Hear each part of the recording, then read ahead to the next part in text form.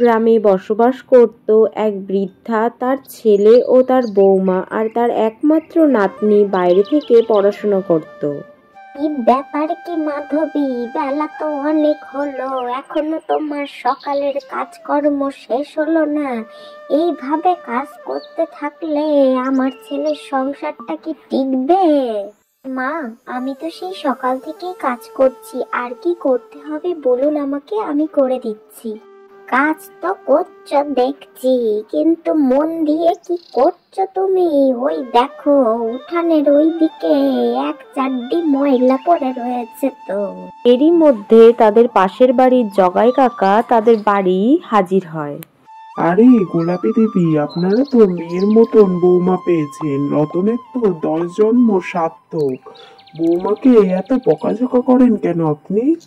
আরে জগাই, তুই চুপ থাক, আমার ছেলের সুখের জন্য তো আমাকেই সব দেখতে হবে নাকি?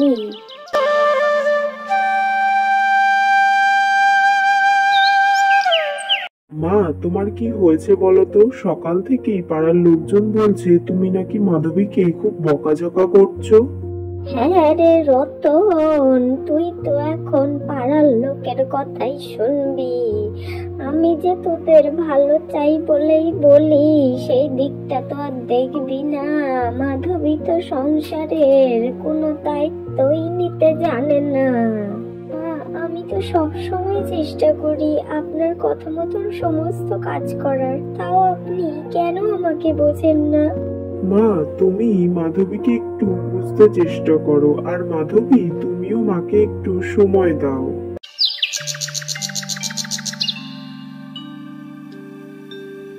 পরদিন সকালবেলা বুড়ি ঠাকুমার নাতনি পড়াশোনা শেষ করে গ্রামে ফিরে এলো।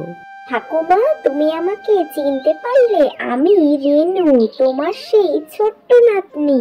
আরে কে কোথায় আছিস? তাড়াতাড়ি আয়, আমার রেনু দিদি ভাই এসেছে। দিদি ভাই, তুই কখন এলি? খবর দিসনি তো? আরে ঠাকুমা, তুমি এত ব্যস্ত হয়েও না, সবাই ঠিক সময় চলে আসবে। চলো আমরা ঘরের ভিতরে গিয়ে বসি।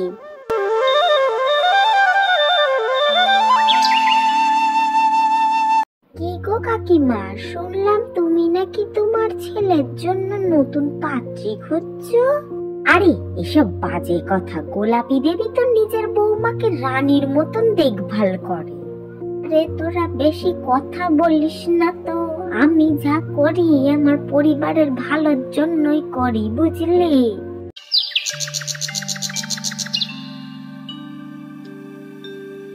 মা, তুমি ঠিক আছো তো? মাধবীর মুখে শুনলাম তোমার নাকি কাশিটা খুব বেড়েছে, ডাক্তার ডেকে নিয়ে আসি তাহলে। আপনি যতই আমাকে ভুল বুঝুন, আমি আপনার জন্য সবকিছু করতে রাজি আছি। মাধবী, তুই আমাকে ক্ষমা করে দে মা, আমি তোকে সব সময় ভুল বুঝেছি। তুই এই পরিবারের আসল গর্ব মা। দেখেছো তো ঠাকুমা, আমি তোমাকে বলেছিলাম না, মা তোমার সেবা করার জন্য সব সময় চিন্তা করে। তুই ঠিক বলেছিস রে দিদি ভাই, সংসারে শান্তি ধরে রাখতে হলে সবাইকে মিলেমিশে থাকতে হয়। মা, এবার কিন্তু আর কোনো ঝগড়া নয়, আমরা সবাই মিলেমিশে সুখে থাকবো।